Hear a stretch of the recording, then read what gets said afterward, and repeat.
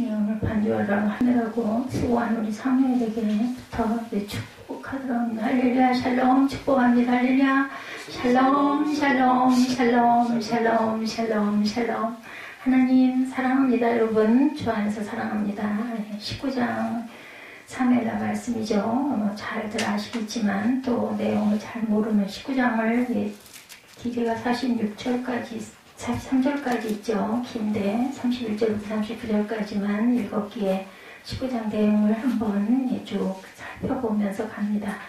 이제 압살롬이 죽었어요. 그것을 다윗에게 성전에서 쫓아내고 아버지를 아주 힘들게 했던 그런 아들이지만 아버지는 너무나 슬퍼서 울죠. 애가를 지어서 부를 만큼 다윗은 많이 슬퍼합니다. 그 내용이 19장에 기록되어 있어요.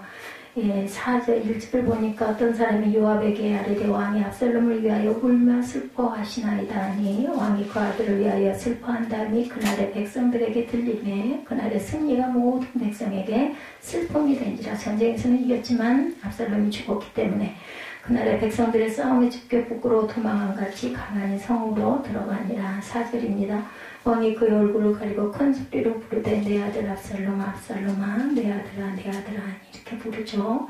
얼굴을 가리고 큰 소리로 자신에 대한 반란을 일으키고 자신의 후궁과 동침하는 등 다윗에게 어려움을 준 아들 압살롬이었지만 다윗은 아들 압살롬의 생사를 가장 중요하게 생각하죠. 이를 알고 있는 아히마아스는 다윗을 위해 압살롬의 죽음을 이야기하지 않았고 다른 소식을 전하는 구수인 또한 다윗을 위하는 마음으로 왕을 대적하는 자들은 다 죽음을 당하게 되기를 원한다고 말하죠. 백성들이 다윗을 배반한 압살롬을 원수로 생각한 데 반해 정작 다윗은 백성보다 압살롬을 더 생각하고 부모의 마음이죠. 있어서 백성들에서 슬퍼하는 그런 마음, 백성들을 부끄럽게 하는 행동이었습니다. 그래서 요압은 다윗에게 만약 다윗이 백성들의 마음을 위로하지 않으면 한 사람도 그를 따르지 않을 것이다 이렇게 충고도 하죠. 5절에서 7절에 이렇게 나타나 있습니다. 그리고 19장 8절에 보면 왕이 일어나 성문에 앉으며 어떤 사람이 모든 백성에게 말하되 왕이 문에 앉아 계신다 하니 모든 백성이 왕 앞으로 나오니라. 이스라엘은 이미 각기 장막으로 도망하였더라 이렇게 나오죠. 다윗이 자신을 따르는 백성들의 심정을 돌아보지 아니하고 죽은 압살롬만을 생각하자 요압은 충고하죠. 7절에 보면은 이제 곧 일어나 나가 왕의 부하 마음을 위로하여 말씀하옵소서. 내가 야훼를 두고 맹세하옵나니 왕이 만일 나가지 아니하면 오늘 밤에 한 사람도 왕과 함께 머물지 아니할지라. 그리하면 그 화가 왕이 젊었을 때부터 지금까지 당하신 모든 화보다 더 심하리라. 거의 협박에 가깝게 나가서 백성들을 위로하라 이렇게 충고를 합니다. 이 소리를 듣고 다윗이 일어났을 때 백성들이 다윗에게 나오는 장면이 8절에 나타나죠. 이로써 다윗은 압살롬을 피해 있었던 마하나임에서 다시 예루살렘으로 돌아오죠. 다시 자신의 풍으로. 이때 이미 압살롬에게 기름을 부어 왕을 삼고 있었던 이스라엘 백성들은 각기 장막으로 도망을 합니다. 압살롬이 죽었으니 다시 다윗을 청하여 자신들의 왕으로 삼을 것을 논의하죠. 8절에서 10절 내용이에요. 이처럼 다윗이 10지파가 속한 이스라엘과 유다의 왕으로 다시 선택받게 된 것은 그의 선정을 기대해서가 아니라 압살롬의 죽음으로 인해 대신할 왕이 없었기 때문임을 10절에 나타내고 있습니다. 우리가 기름을 부어 우리를 다스리게 한 압살롬은 싸움에서 죽었거늘 이제 너희가 어찌하여 왕을 도로 모셔올 일을 잠잠하고 있느냐 하니라. 다윗 왕이 사독과 아비아달 두 제사장에게 소식을 전하여 이르되 너희는 유다 장로들에게 말하여 이르기를 왕의 말씀이 온 이스라엘이 왕을 궁왕궁으로 도로 모시고자 하는 말이 왕께 들렸거늘 너희는 어찌하여 왕을 궁으로 모시는 일에 나중이 되느냐 이렇게 이야기를 합니다. 20장에 기록된 세바의 반란도 이런 배경 속에서 다윗의 정권을 반대하고 일어난 난이 20장이 일어나죠. 이와 같이 다윗이 처음과는 달리 말년에 자신의 아들이 죽고 자신의 아들에 의해 반역을 당하고 도망다니고 백성들로부터 지지를 받지 못하고 버림을 받게 되는 일련의 고난을 당하게 된 것은 그가 밧세바를 범하여 하나님을 업신여기고 악을 행한 것에 대한 하나님의 징계 때문이다. 사무엘하 12장 9절에서 10절에 증거합니다. 구원에 대해서 9절에 말하죠. 이스라엘 모든 지파 백성들이 변론하여 이르되 왕이 우리를 원수의 손 안에서 구원하셨다 내셨고 우리를 블레셋 사람의 손에서 구원하셨으니 이제 압살롬을 피하여 그 땅에서 나가셨다 이렇게 얘기하고 있습니다. 구원은 원수의 손에서 구원하는 그러한 환경에서 구원을 받습니다. 구원의 세 가지 의미, 죄에서 구원하죠. 출애굽기 6장 6절에, 에베소서 1장 7절에, 골로새서 1장 14절에 증거합니다. 환경에서 구원하죠. 출애굽기 6장 7절이죠. 사무엘상 4장 3절에도 원수들의 손에서 구원한다. 에베소서 1장 7절은 피로 말미암아 속량, 곧 죄사함을 받았다라고 말씀합니다. 세 번째 구원은 영혼의 구원이죠. 출애굽기 6장 8절에 증거합니다. 베드로전서 1장 5절에도 말세에 나타내기로 예비하신 구원이다. 히브리서 2장 3절에는 큰 구원, 빌립보서 2장 10절에 복종하여 두렵고 떨림으로 너희 구원을 이루라 이렇게 얘기하고 있죠. 이 아마사에 대해서 9장 13절에 너희는 또 아마사에게 이르기를 너는 내 고리귀 아니냐 내가 요압을 이어 항상 내 앞에서 지휘되지 아니하면 하나님이 내게 벌이에 벌을 내리시기를 바라노라 하셨다 하라. 모든 유다 사람들의 마음을 하나같이 기울게 하며 그들이 왕께 전가를 보내어 이르되 당신께서는 모든 부하들과 더불어 돌아오소서. 이래서 이제 결국 돌아오죠. 왕이 돌아와 요단을 이르며 유다 족속의 왕을 맞아 요단을 건너가게 하려고 길갈로 나옵니다. 그래서 바후림에 있는 베냐민 사람 게라의 아들 시므이가 급히 유다 사람과 함께 다윗 왕을 맞으러 내려올 때 이렇게 증거됩니다. 베냐민 사람 1000명이 그와 함께하고 사울 집안의 종 시마도 그의 아들 15가 종 20명과 더불어 그와 함께하여 요단강을 밟고 건너 왕 앞에 나와서 이제 마중을 맞이하는 거죠. 왕의 가족을 건너가게 하며 왕이 좋게 여기는 대로 쓰게 하려 하여 나룻배로 건너가니 왕이 요단을 건너가게 할 때 게라 아이들 시므이가 왕 앞에 엎드려 왕께 하려되 내 주여 원하건대 내게 죄를 돌리지 마옵소서. 내가 주 왕께서 예루살렘에 나오시던 날에 종의 패역한 일을 기억하지 마시오며 왕의 마음에 두지 마옵소서. 이렇게 고백합니다. 자기의 잘못을 비는 거죠. 야훼의 기름 부으신 자를 저주하였어요. 그죠? 21절에 보면 그로 말미암아 죽어야 마땅하지 아니하겠나이까. 21절에 스루의 아들 아비새가 대답하여 이르되 시므이가 여호와의 기름 부으신 자를 저주하였으니 이로 말미암아 죽어야 마땅하지 아니하니까 다윗을 향해서 저주했었죠. 주의 종을 비방하거나 대적하여 저주받은 인물들이 많습니다. 함이 그랬고 미리암이 그랬고 고라가 그랬고 그죠. 사울왕을 존중히 여긴 다윗은 사울왕을 상당히 존중히 여겼어요. 자신을 죽이려고 그렇게 했지만 결국은 하나님이 기름 부은 자다 해서 존중하죠. 23절에 보니까 왕이 시므에게 이르되 내가 죽지 아니하리라고 그에게 맹세합니다. 사울의 손자 무비보셋이 내려와 왕을 맞으니 그는 왕이 떠난 날보다 평안히 돌아오는 날까지 그의 발을 맵시내지 아니하며 그의 수염을 깎지 아니하며 옷을 빨지 아니하였더라. 예루살렘에서 와서 왕을 맞을 때 왕이 그에게 물어 이르되 무비보셋이여 내가 어찌하여 나와 함께 가지 아니하였느냐 하니 대답하되 내 주 왕이여 왕의 종인 나는 다리를 절므로 나귀 위에 한 장을 지어 그에 타고 왕과 함께 가려 하였더니 내 종이 나를 속이고 종인 나를 내 주와 함께 모함하였나이다. 내 주와 함께서는 하나님의 사자와 같으시니 왕이 처분대로 하옵소서. 그렇지만 다윗은 무비보셋을 굉장히 그저 후대하죠. 자신의 그 친구 요나단과의 그 서로의 언약을 끝까지 지키는 그러한 그 다윗, 굉장히 신의가 있는 다윗입니다. 그래서 31절 오늘 본문이죠. 무비보셋이 30절에 왕께 하려는 내 주 왕께서 평안히 왕궁에 돌아오시게 되었으니 그로 그 전부를 찾으게 하옵소서 하니라. 길르앗 사람 바르실레가 왕이 요단을 건너가려고 로글림에서 내려와 함께 요단에 이르렀다 나오죠. 주의 종을 공개하는 자가 받는 축복. 여기 바르실레는 나이가 80세라 32절에 그는 큰 부자이므로 왕이 마하나임에 머물 때 그가 왕을 공개하였더라 받들었어요. 그죠? 많은 것들을 베풀었습니다. 빌립보서 4장 10절에서 19절에 나의 쓸 것을 보내었도다. 하나님의 그리스도 예수 안에서 영광 가운데 풍성한 대로 너희 모든 쓸 것을 채우시리라. 주는 자에게 하나님께서는 이렇게 복을 주시죠. 존귀한 자로 만들어 주신다라고 말씀합니다. 빌립보서 2장 19절에서 30절에 에바브로다 디돔을 너희에게 보내는 것이 필요한 줄을 생각하노니 너희가 주 안에서 모든 기쁨을 그를 영접하고 또 이와 같은 자들을 존귀히 여기라 말씀합니다. 성령으로부터 영생을 거두게 해주세요. 네, 모든 것을 공개하는 자, 주의 종을 공개하는 자는 모든 것을 풍족하게 채워주시고 존귀한 자로 만들어주시고 성령으로부터 영생을 거두게 해주신다고 그러죠. 갈라디아서 6장 6절에서 10절에 가르침을 받은 자는 말씀을 가르치는 자와 모든 좋은 것을 함께하라. 성령을 위하여 심는 자는 성령으로부터 무엇을 거두어요? 영생을 거둔다라고 말씀합니다. 주의 종을 공개하는 방법이 나오죠. 주의 종에게 좋은 것으로 대접합니다.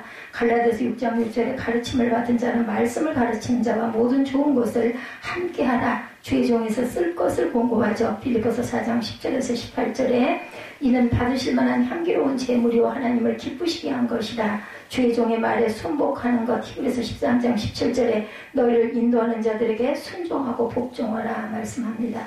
왕의 종 기만에 대해서 37절에 나오죠. 청하건대 당신의 종을 돌려보내옵소서. 내가 내 고향 부모의 묘곁에 죽으리니 하나이다. 그러나 왕의 종 기만이 여기 있사오니 청하건대 그가 내 주 왕과 함께 건너가게 하옵시고 왕의 처분대로 그에게 베푸소서. 저는 나이가 먹어 늙어서 이제 내 고향에서 죽을 것이니 이 기만을 대신 데리고 가라 말하죠. 바르실레의 아들입니다. 바르실레는 자신을 후대하는 다윗에게 겸손하게 자신을 대신하여 아들을 후대하여 줄 것을 청하죠. 이러한 부탁을 따라 다윗은 솔로몬에게 바르실레의 아들들에게 은총을 베풀어 내 산에서 먹는 자 중에 참여하게 하라. 이렇게 열왕기상 2장에 보면 부탁하는 내용이 나와 있습니다. 39장 전체 내용 그리고 오늘 본문이기도 하죠. 31절에서 39절 바르실레라는 사람 길르앗의 부자다 이렇게 소개가 됩니다. 여러분들 우리 생명체는 성장하죠. 그러다 일정 기간이 지나면 노쇠해서 결국 죽게 되죠. 우리 인간은 이렇습니다. 하지만 인간에는 육체 외에 영혼이 있어요. 감사한 일이죠. 영혼은 하나님을 만난 후 새 생명을 얻고 그때부터 성숙이란 말과 어울리겠죠. 성숙해져 갑니다. 예, 사람마다 다르죠. 저는 빨리 성숙하는 사람이 있고 오래 아니면 늦게 은혜를 받아서 아주 돌아갈 때까지 성장을 하다 갑니다. 육체는 성장하다 노쇠하지만 영혼은 계속해서 성숙하게 되죠. 이게 바로 신앙이 자라가는 것입니다. 신앙의 연조에 따라 순조롭게 성숙해지면 좋을 텐데 제대로 성숙하지 못하고 미숙한 상태로 남아있는 경우도 있어요. 저희가 화초를 물을 주고 기릅니다만은 보면은 잘 크는 같은 스킨인데도 같은 스킨 종류의 식물인데도 어떤 건 넝쿨이 잘 뻗어나가고 어떤 거는 그 자리에 그대로 있고 넝쿨이 뻗어나가지 않는 걸 봅니다. 물도 똑같이 주고 오히려 더 그렇게 여리고 안 자라는 거를 창문가에다 내놓기도 하고 바람이 통하게 창문을 열어주기도 하는데도 잘 자라지 않은 것. 사람도 마찬가지인 것 같아요. 신앙의 미성숙은 하나님도 기뻐하시지 않지만 나 자신에게 가장 크게 손해가 납니다. 그러므로 우리는 끊임없이 신앙의 성숙을 추구하고 그러기 위해서 기도하고 말씀 보고 노력해야 되겠죠. 그리고 생활 가운데 삶 속에서 우리가 많은 것들을 겪으면서 깨닫고 자신을 잘 다스리고 무엇보다도 못 지킬 만한 것보다 무엇을 지켜라? 물은 내 마음을 지키라는 말씀처럼 우리 마음을 잘 다스리려고 하는 노력이 반드시 필요합니다. 내 힘과 내 뜻대로는 되어지지 않지만 마음을 자꾸 눈을 그쪽으로 향해야 되겠죠? 자꾸 한탄하고 원망하고 비방하고 그렇게 되면 내 마음이 불안해지고 불편해지니까 그것을 비우려고 노력을 해야 되겠죠. 그럴 때 인생이 풍성해지고 아름다워집니다. 되도록이면 좋은 생각하고 되도록이면 마음에 있는 어떤 좋지 않은 것들을 자꾸 비워내야 되죠. 신앙생활을 우리가 하고 나가는데 신앙이 날로 성숙해지는 저와 여러분들이 되셔야 되겠죠. 신앙생활을 한다 하면서도 전혀 진보가 없고 발전이 없다면 본인에게 가장 큰 손해라는 것을 잊지 마시기 바랍니다. 여기 본문의 31절에서부터 보면 길르앗의 큰 부자가 소개되죠. 바르실레입니다. 신앙 성숙의 모델과 같은 인물이죠. 그에 관한 기록이 성경에 자세히 나와 있지 않지만 나름대로 살펴본다면은 한마디로 그 지방의 유지였다. 31, 2절에 그 정도로 남부로 부러울 것도 없이 살았던 그런 사람임을 알 수가 있습니다. 31절 보니까 길르앗 사람 바르실레가 왕이 요단을 건너가게 하려고 로글림에 내려와 함께 요단에 이르니 바르실레는 매우 늙어 나이가 80세라 그는 큰 부자이므로 왕이 마하나임에 머물 때 그가 왕을 공개하였더라. 왕이 바르실레에게 이르되 너는 나와 함께 건너가자. 굉장히 어려울 때, 왕이 어려울 때 모든 게 밑에 군사들까지 먹을 것들을 다 갖다가 공개하는 부분이 나타나 있습니다. 그러니까 나랑 같이 가자고 그러죠. 나를 따라가자. 그래도 이제 사양하면서 차라리 내 아들을 데려가 주십시오. 이렇게 얘기합니다. 예, 이 정도면 남부를 곳 없이 살았던 사람임을 알 수가 있죠. 아주 덕도 많았던 그런 사람일 것 같아요. 그런데 그 성경에 기록된 것은 큰 부자고 유지였기 때문이 아니라 오직 그의 신앙 때문에 예, 성경에 나타나 있습니다. 완숙한 신앙, 그러면 그 신앙은 어떠했을까? 본문을 보면 한마디로 완숙한 신앙이라고 나타나는데 신앙의 성숙 과정을 보면 여러분들 아시죠? 그게 세 단계입니다. 미숙, 반숙, 완숙이죠. 뭐 계란 삶을 때 반숙이다, 완숙이다 그렇게 생각을 해보셔도 됩니다. 미숙은 미성숙한 단계 말 그대로, 반숙은 신앙이 조금 성숙해졌지만 아직 온전치가 못한 단계. 계란을 익혀 먹을 때 반숙이 좋을 줄 몰라도 신앙은 완숙이 좋겠죠. 그러므로 우리는 항상 완숙한 신앙을 신앙생활을 인생의 목표로 삼고 가야 합니다. 본문에 나타난 바르실레의 모습을 통해서 우리는 완숙한 신앙이 무엇인지 기준을 바라봅니다. 크게 두 가지 면에서 볼 수 있는데 헌신의 동기와 인격의 성숙도를 볼 수 있습니다. 순수한 헌신을 했던 바르실레입니다. 예, 그래서 완숙한 신앙인이라고 평가하죠. 신앙이 미숙할 때는 헌신이란 말을 꺼내지도 못해요. 모두가 다 모든 게 자기중심적이기 때문에 어떻게 하면 내 자신에게 이익이 되는지, 어떻게 하면 내가 좀 편안한지, 어떻게 하면 내가 좀 불편하지 않을지 우리 교회 생활을 통해서도 보면 그저 살짝 갔다가 예배만 드리고 얼른 가야지 이런 사람들, 예, 헌신이라는 것을 아주 귀찮아하고 불편해하는 사람들, 온전한 그런 신앙인이라고 볼 수가 없는 거죠. 근데 이거는 억지로 되지는 않습니다. 단계가 있기 때문에 기도할 때도 항상 무언가를 달라고 요청하고 간구만 하는 신앙, 완숙한 신앙이 못된 신앙입니다. 그러니까 조금 성숙해진 반숙의 단계가 되면 하나님의 은혜를 조금씩 알아가게 되죠. 그래서 자신이 자원해서 헌신을 하고 싶어 합니다. 근데 오래 가지는 못해요. 은혜 받았을 때는 헌신하다가 이게 반복이 되다 보면 너무 힘이 들다. 왜 나만 이렇게 수고를 해야 되느냐? 이거 좀 안 했으면 안 되냐? 다른 사람 없냐? 뭐 이제 이렇게 투덜거리기 시작하는 단계, 단수입니다. 정말로 성숙해진 완숙한 단계가 되면 하나님 앞에 무언가를 기대하기보다는 받은 은혜에 대한 감사가 계속 나옵니다. 고난 중에 있을지라도 그래도 이만하니 얼마나 감사합니까? 우리는 지금 요즘에 이제는 세대가요, 코로나 전 시대, 코로나 후 시대 이렇게 나뉠 것이다 이런 얘기가 많습니다. 코로나가 있다 보니 내가 이렇게 감기 걸리지 않고 호흡기 질환에 걸리지 않고 이렇게 어디를 다녀오고 해도 아무 문제 없는 거 우리는 알 수가 없어요. 그냥 그야말로 전혀 아까 전신갑주라는 찬양을 했지만 전신갑주를 입지 않은 전쟁에 나가는 사람이 투구와 창검도 들지 않은 상태의 모습입니다. 모두 다. 그냥 마스크를 한다는 것도 어떻게 보면은 하나의 그냥 형식일 뿐이고 코로나가 걸리려면 마스크를 쓰기 아니야 몇 개월 둘러도 걸립니다. 어느 장소 어디에서 어느 차 속에서 아니면 어느 거리에서 어느 길에서 어떻게 아무리 안 다닌다고 해서 전혀 안 다닐 수가 없죠. 그런데도 지금까지 1년 이상을 1년이 이제 2월 첫 주에인가요? 그때 코로나 시작이 됐던 게 2020년 그랬던 것 같아요. 제 기억에. 1년 동안을 지켜주시고 큰 병 안 걸리고 이렇게 하나님께 꼬박꼬박 예배드릴 수 있고 건강하지 않으면 할 수 없거든요. 아무리 어디가 약하니 어디가 아프니 해도 이렇게 하나님 전에서 예배드릴 수 있게 여러 가지 준비하게 되죠. 그렇다 할지라도 얼마나 감사한가. 이게 이제 하나님께 헌신하고자 하는 마음, 이런 마음들. 저도 어떨 때는 너무 여러 가지 공고한 상황이 있고 하다 보면 투덜거리기도 합니다. 그래도 생각해보면 기적이다. 얼마나 감사한지 모른다.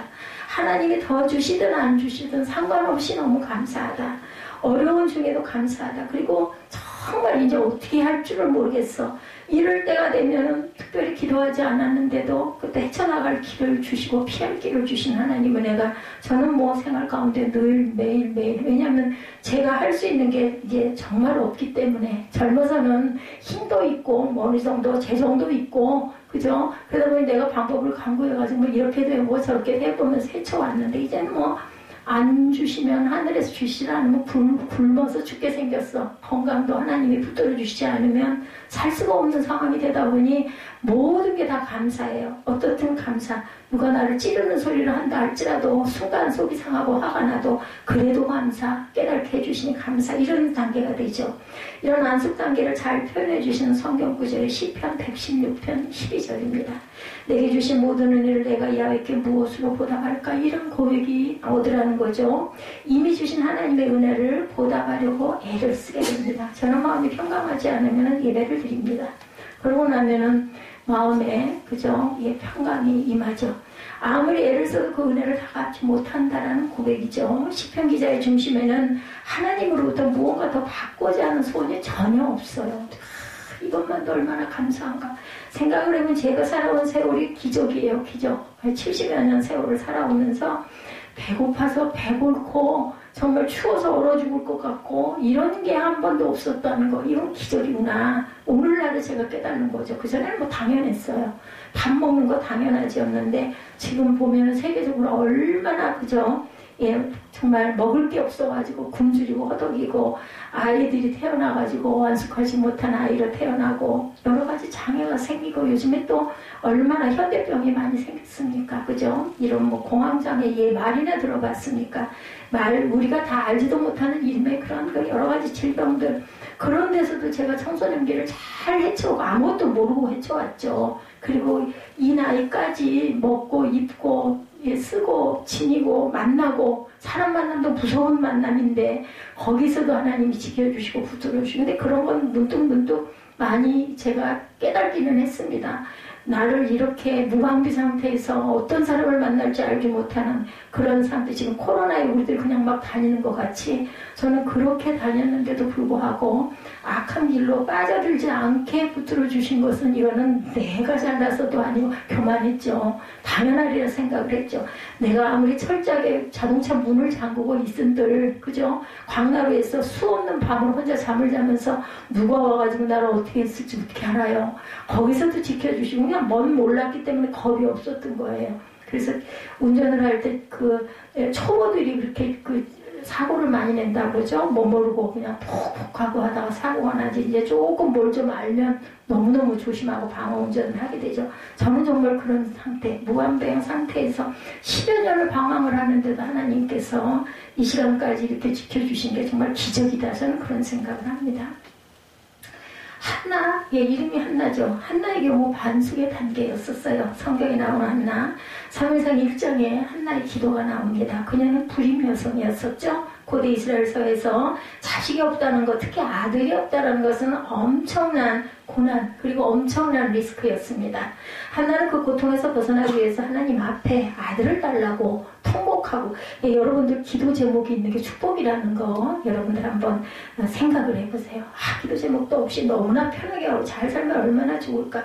그러면요 정말로 예, 어렵고 힘든 일이 안 생길 수가 없어요. 살아가다 보면 정말 힘이 없습니다. 근데 이런 고난이 있었기 때문에 한나라는 여인도 기도할 수가 있었던 거죠.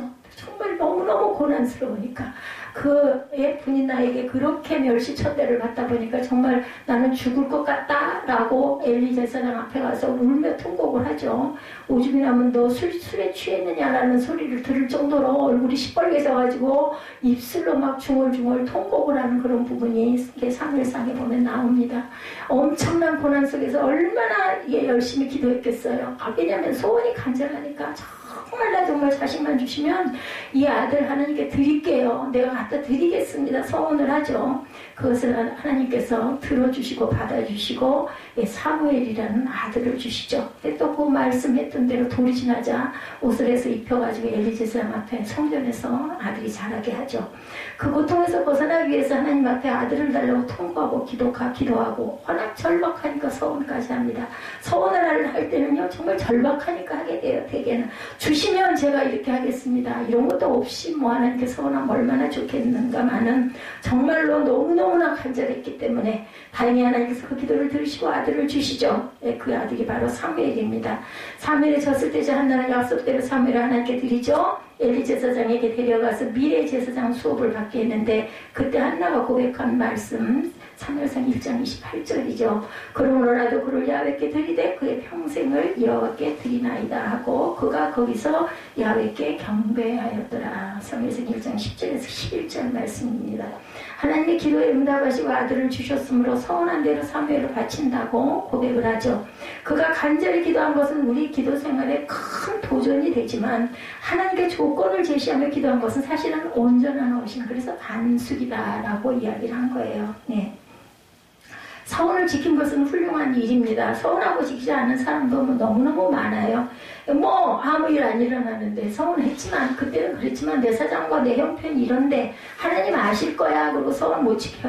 근데 그거요 꼭 돌려받는다라는 거. 무엇으로라도 그 잘못된 부분에 대한 것은 갚게 되어 있습니다. 아무리 하나님이 축복한 다윗 같은 경우도, 그죠? 아까 제가 그 말씀드렸죠? 밧세바를 범한 일로 인해서 형제로서 쫓겨나고 아들이 반란을 일으키는 이 모든 고난들이 그냥 일어난 건 아니라는 거죠.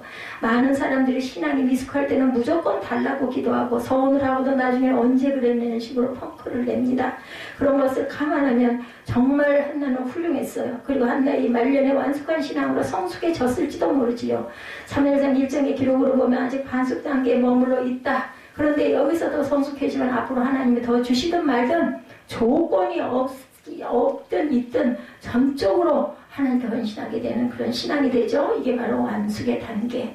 다니엘 3장의 다니엘의 세 친구 이야기 여러분들 잘 아시죠? 바벨론 포로 시절 느부갓네살 왕이 금신상을 세워놓고 절을 시키는 국가 행사를 간행하죠. 그때 그들은 우상 숭배를 거부했고 왕 앞으로 끌려가게 됩니다. 왕이 마지막 한 번의 기회를 또 주지요.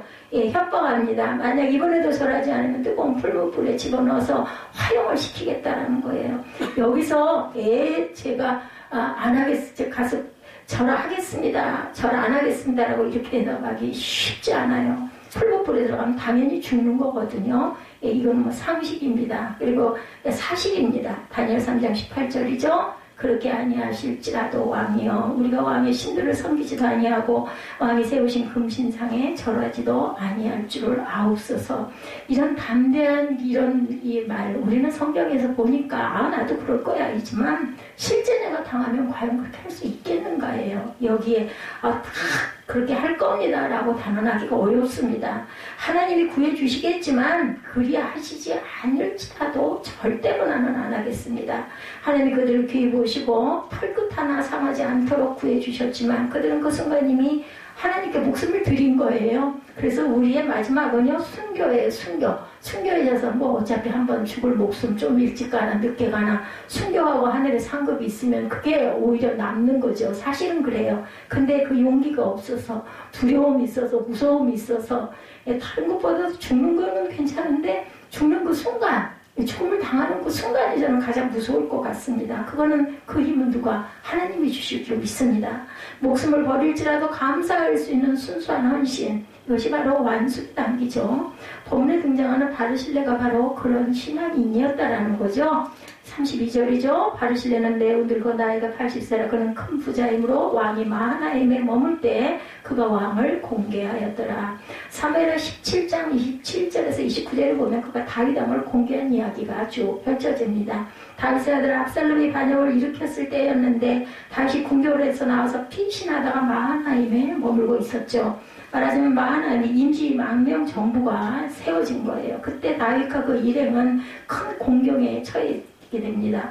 바벨론 반역이 거세다 보니 압살롬의 반역이 거세다 보니까 민심도 돌아서고 도와주려고 나서는 사람이 없어요. 도와줬다가 나중에 어떤 자기들의 마이너스가 될지 모르니까 나서지를 못해요. 그런 위기 상황에 바르실레가 다윗과 그 일행을 찾아와 큰 도움을 베풉니다. 침상, 야영하는데 필요한 침구, 담요, 그죠? 그리고 이제 일상 용품들, 대야, 솔, 질그릇, 그리고 곡식, 식료품 등을 충분히 공급해주죠. 이게 없으면 죽어요. 식량이 떨어져가지고 죽는 경우, 추위 때문에 죽는 경우, 전쟁으로 왔다 가도 그렇게 해서 죽죠. 그 덕분에 다윗 일행은 난리를 무사히 넘겼고 그러는 사이 압살롬 반란군이 진압이 됩니다. 그 후 다윗 왕이 요단강을 건너 황무하는 장면이 바로 오늘 본문 내용이죠.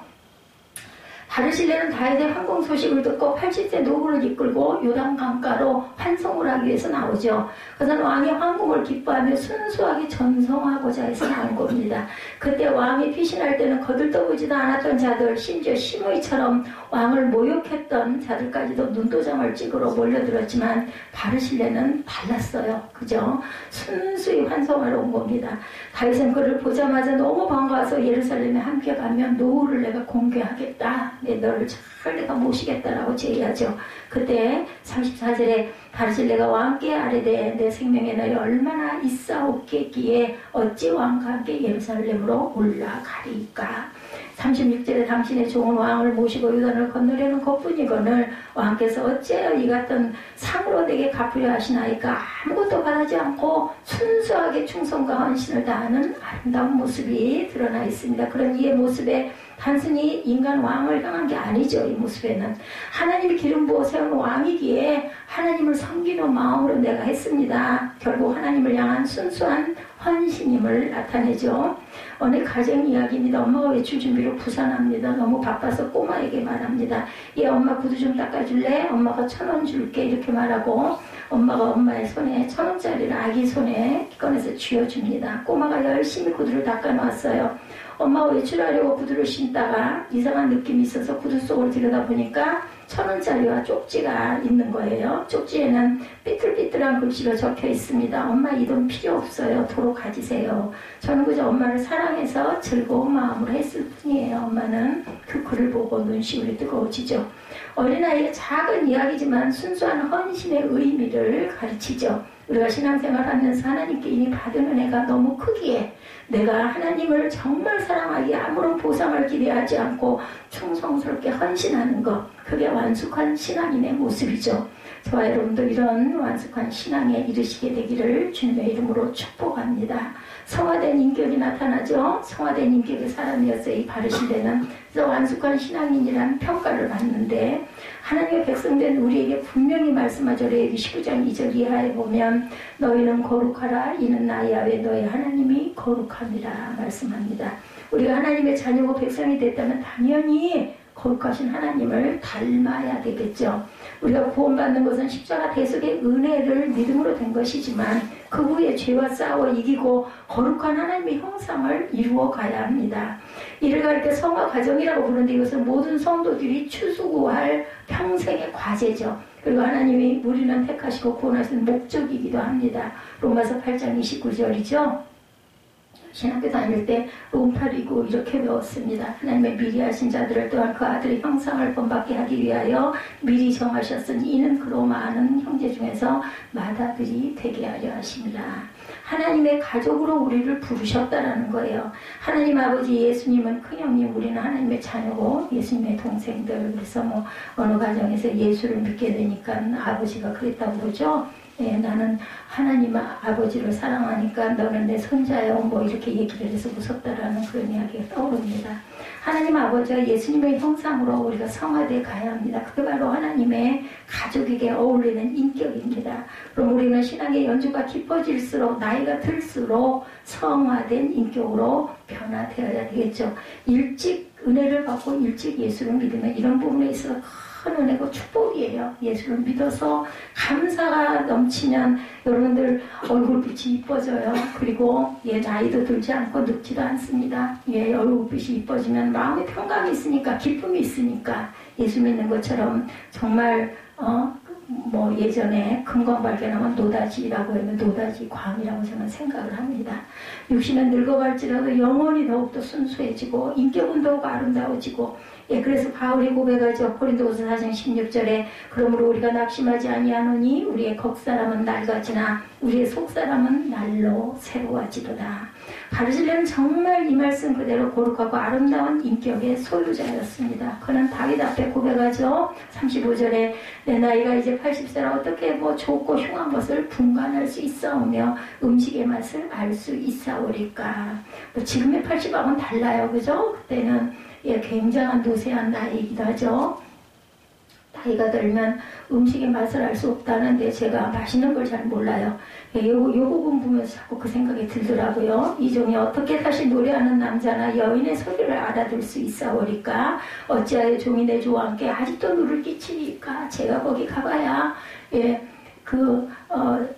임금에게 왕에게 누구만 끼친다. 신경만 끼칠 것이다. 난 아무 쓸모가 없다. 이러니 자신을 겸손하게 낮추는 거죠.